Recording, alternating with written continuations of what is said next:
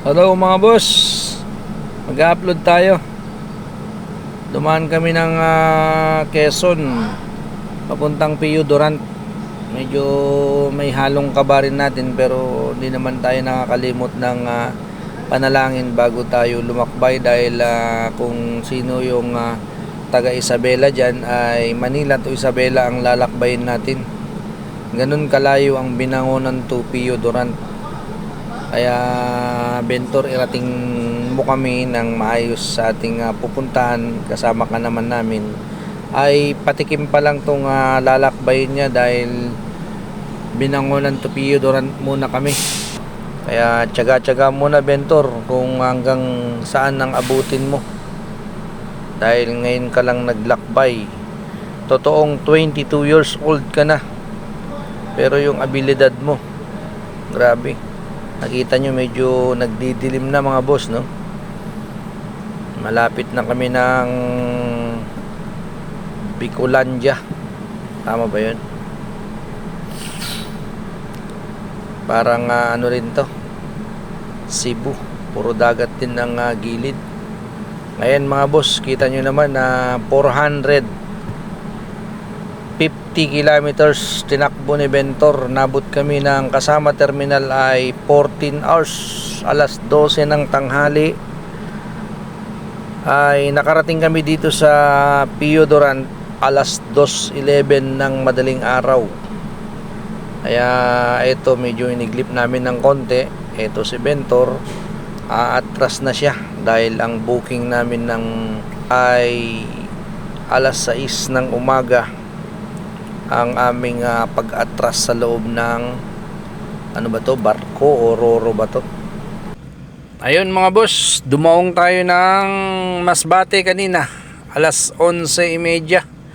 Kaya ito, kumain muna kami sa daan. Masbate to, and then 15 minutes lang siguro lakbay na naman kami papunta ng Kawayan Port to Hagnaya.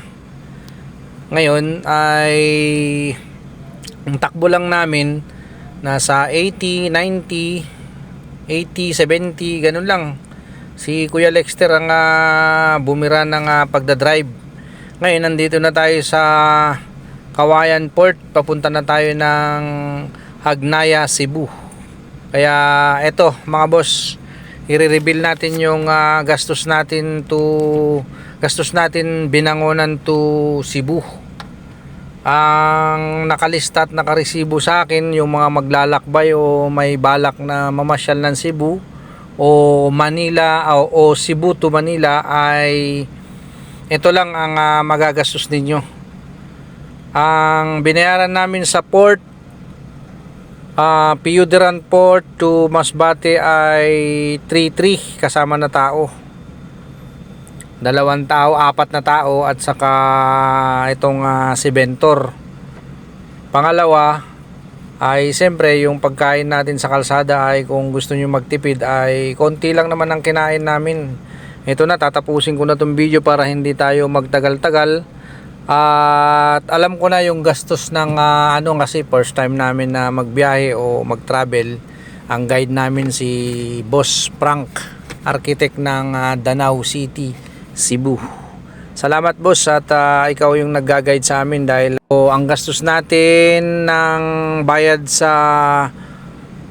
Kawayan Port to Hagnaya ay 5,000 ang pamasahe ni Bentor. Ang isang tao ay 475. Kaya 4 na tao ay 6,000 plus lang.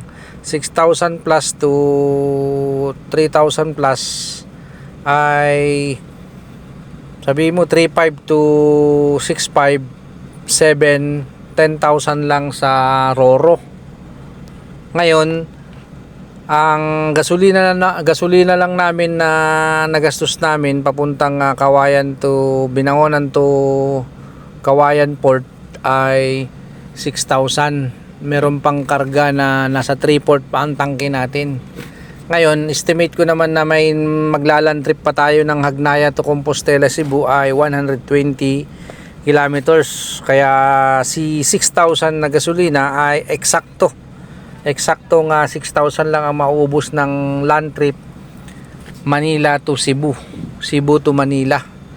Kaya 6,000 to 10,000 ay 16,000 ang budget ng gasolina at roro. Iba pa yung pagkain sa kalsada, siyempre chichirya o energy drink man.